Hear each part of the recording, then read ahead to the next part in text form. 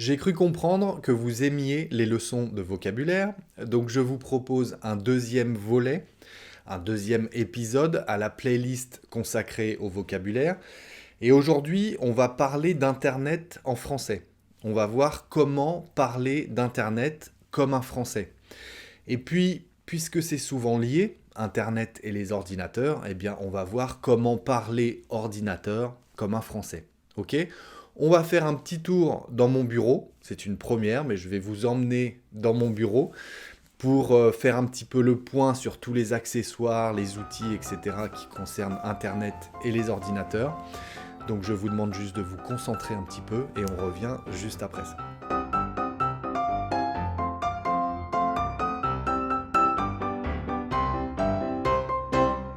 Bonjour à tous et bienvenue sur le Français by Alex.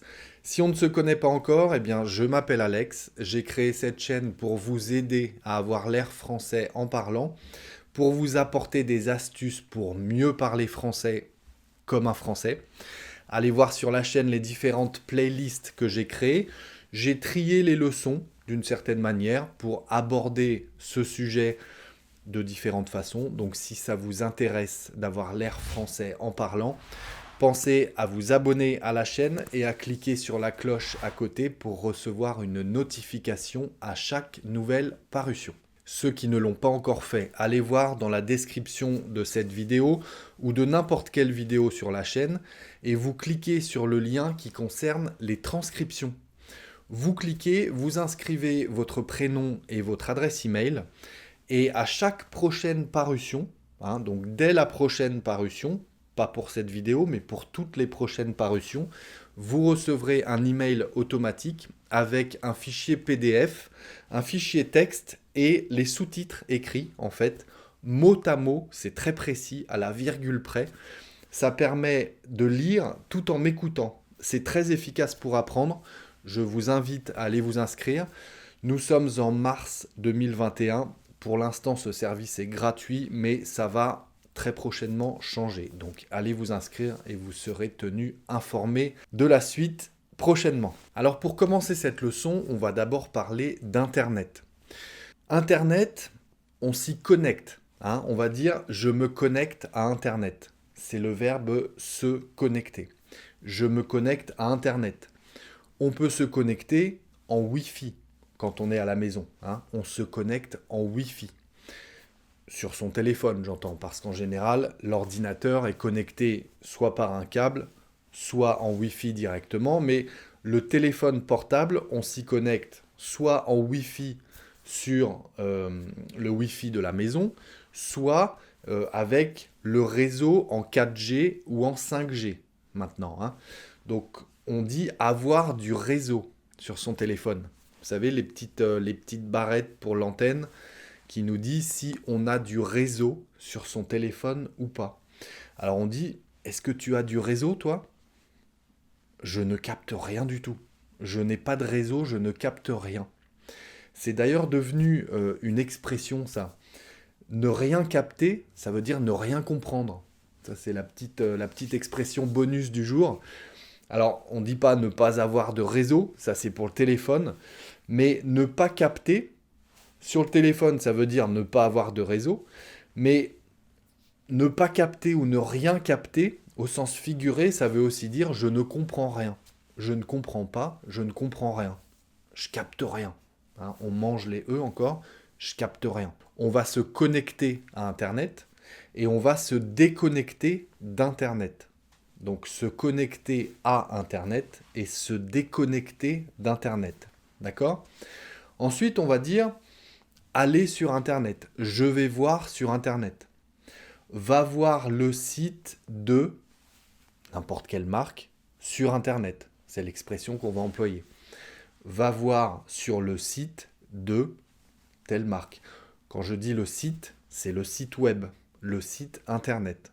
Mais on va dire tout simplement le site. Va voir sur le site de une marque sur Internet. On peut aussi dire, va voir sur Google. Si vous avez une recherche à faire, on va dire, va voir sur Google. Google ou un autre moteur de recherche. On appelle ça un moteur de recherche. Google en est un très bon exemple. Va voir sur Google, va chercher sur Google. Alors si on est sur son téléphone portable, sur son smartphone, et qu'on a du réseau, qu'on capte bien, hein, quand on a du réseau, c'est qu'on capte bien, c'est l'expression qu'on utilise, bien capter, eh bien on va pouvoir aller sur un site pour éventuellement télécharger de la musique. Télécharger de la musique, ça veut dire enregistrer de la musique depuis un site internet sur son téléphone. D'accord? Télécharger, c'est enregistrer sur son téléphone. On va pouvoir télécharger un document, hein, une musique, une vidéo, peu importe. Télécharger. Et puis, quand on arrive sur un site internet, on a parfois besoin d'entrer son pseudo et son mot de passe. Hein, ce sont nos coordonnées pour se connecter à un site. On entre son pseudo et son mot de passe. Le pseudo, donc pseudonyme, hein, on dira un pseudo. Le pseudo, c'est le nom d'utilisateur, on peut dire aussi. Sous quel nom d'utilisateur vous vous connectez? Eh bien, vous utilisez un pseudo. Et après le pseudo, on vous demande votre mot de passe. Donc on mange le E encore. Hein. Le mot de passe, on dit le mot de passe. Alors on a vu l'idée de télécharger. Hein. Le téléchargement, c'est un dossier, un fichier de la musique, de la vidéo, un document qu'on va télécharger depuis Internet sur son ordinateur, sur le disque dur de l'ordinateur. On va voir ça tout à l'heure avec le clip que j'ai fait dans mon bureau, concernant le disque dur par exemple. Mais télécharger, c'est voilà, enregistrer directement sur l'ordinateur. Il y a aussi sauvegarder. Sauvegarder.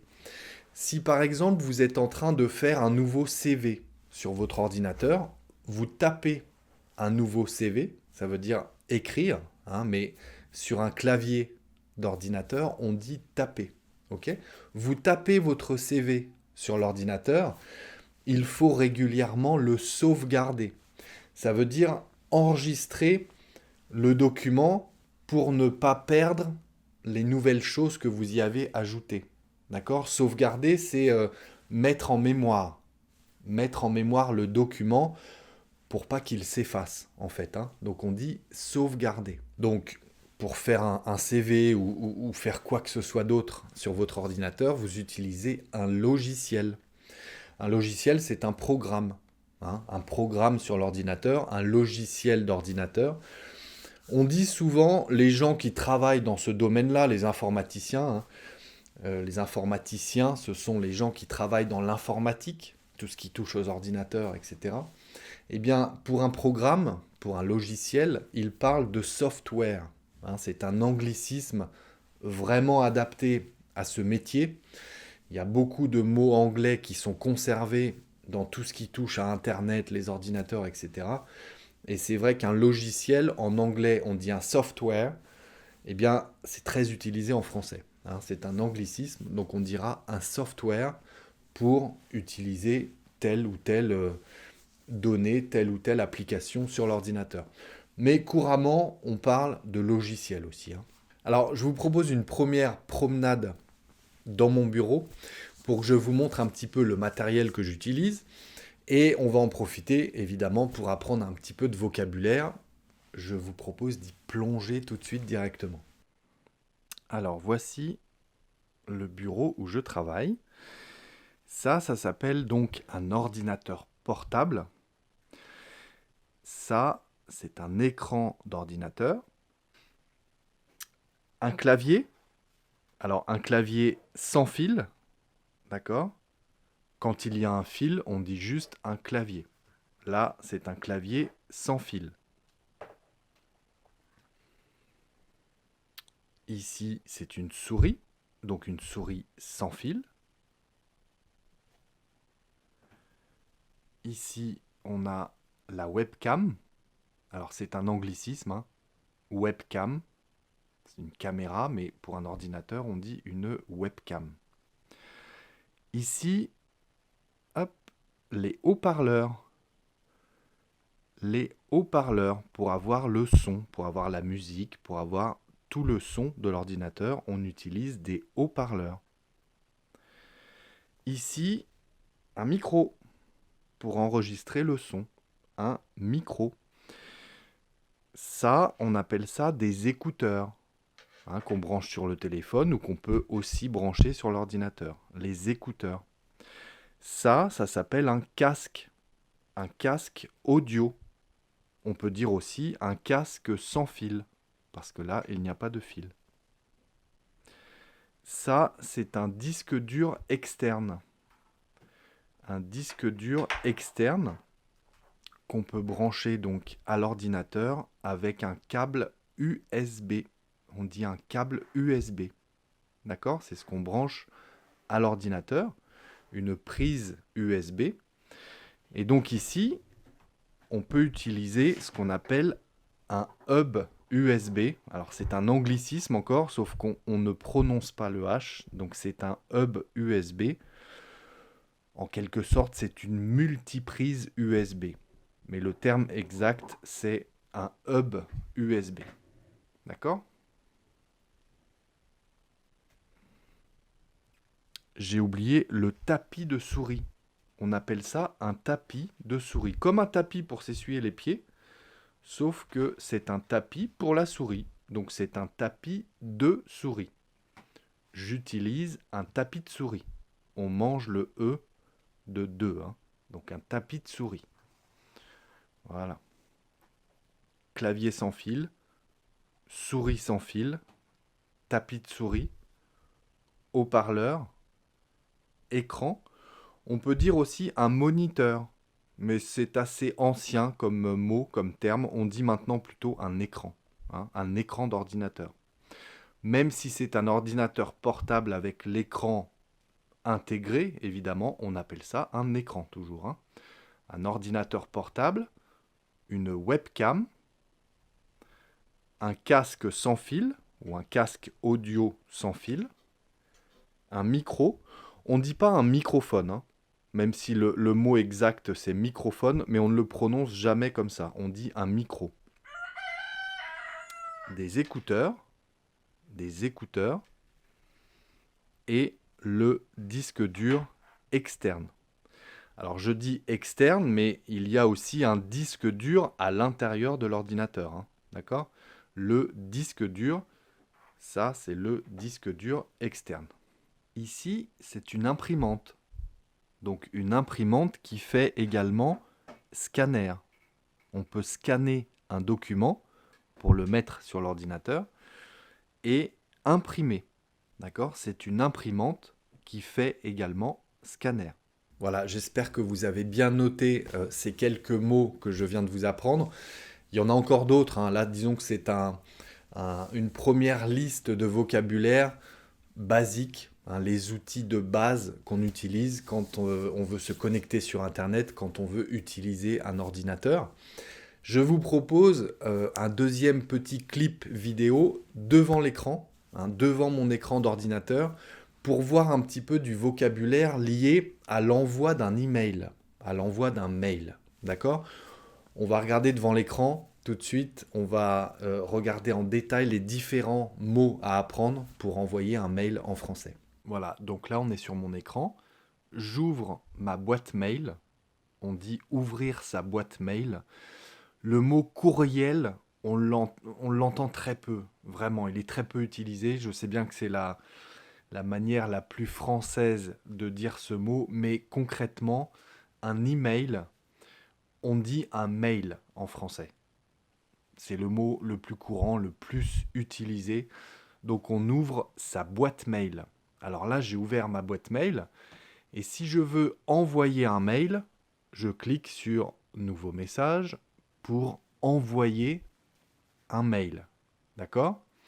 Ici, je vais pouvoir écrire le destinataire de ce mail, la personne à qui je veux envoyer ce message. Ici, c'est l'objet du mail, donc c'est le titre du message, hein. On dit l'objet du message. Ici, eh bien, on va appeler ça le corps du message. Bon, c'est le texte que vous voulez écrire, hein, concrètement. Ici, tout en bas, on va pouvoir rajouter une pièce jointe. Une pièce jointe. D'accord? Ici, c'est pour envoyer le mail. Et ici, on a éventuellement la corbeille. La corbeille, c'est pour supprimer le message. OK ? Si je veux réduire la fenêtre, je vais cliquer là-haut pour réduire cette fenêtre pour envoyer un message. D'accord ? Je rappuie pour agrandir la fenêtre. Ça, le rectangle là, on appelle ça une fenêtre. Hein, c'est le même mot en anglais. Window, donc c'est une fenêtre. Je vais réduire la fenêtre ou agrandir la fenêtre. OK ? Ici, je peux mettre quelqu'un en copie.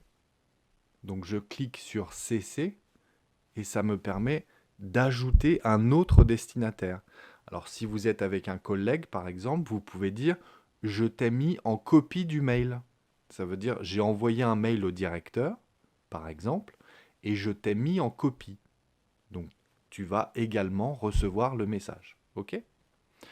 Ensuite, on a le CCI, c'est une copie invisible. Hein, si vous connaissez un petit peu l'utilisation, c'est pour mettre quelqu'un en copie, mais secrètement. Les autres destinataires ne le voient pas. Ici, on va pouvoir modifier la police. La police, c'est la taille des lettres et le genre, le style des lettres. D'accord ? Donc, c'est la police. On peut modifier sa taille. On peut écrire en italique. Vous savez, quand c'est un petit peu penché. On peut souligner. On peut changer la couleur de la police, etc. Voilà les amis, j'espère que vous avez appris beaucoup de choses aujourd'hui. Ça en fait quand même des mots à apprendre, hein, donc n'hésitez pas à re-regarder tout ça. J'espère que ce format un petit peu nouveau où je filme dans mon bureau, etc., vous a plu. Ça change un petit peu, donc je sais que bon, soit on aime, soit on n'aime pas. N'hésitez pas à me dire en commentaire si vous souhaitez que je fasse d'autres vidéos comme ça de vocabulaire avec un petit clip vidéo à côté où je filme les objets, les choses que je vous explique avec le vocabulaire. Donc voilà, n'hésitez pas à me dire ce que vous en pensez. J'espère que ça vous a plu et que vous avez appris beaucoup de choses. Si c'est le cas, n'hésitez pas à me laisser un petit pouce en haut ou en bas si vous n'avez pas aimé. Par contre, dites-moi pourquoi en commentaire, ça m'intéresse évidemment. Je vous invite comme d'habitude, avant de partir, à aller jeter un œil à mon compte Instagram, Le Français by Alex. N'hésitez pas si vous souhaitez participer au développement de la chaîne et ou si vous souhaitez que je vous envoie une carte postale tous les mois, quel que soit l'endroit dans le monde où vous habitez, ou que je vous envoie un livre français tous les mois, eh bien allez sur ma page Patreon, Le Français by Alex, je vous explique tout ça, il y a différentes formules. Et puis d'ici la prochaine leçon, eh bien je vous dis travaillez bien, restez concentrés les amis, prenez soin de vous, et à très bientôt sur Le Français by Alex.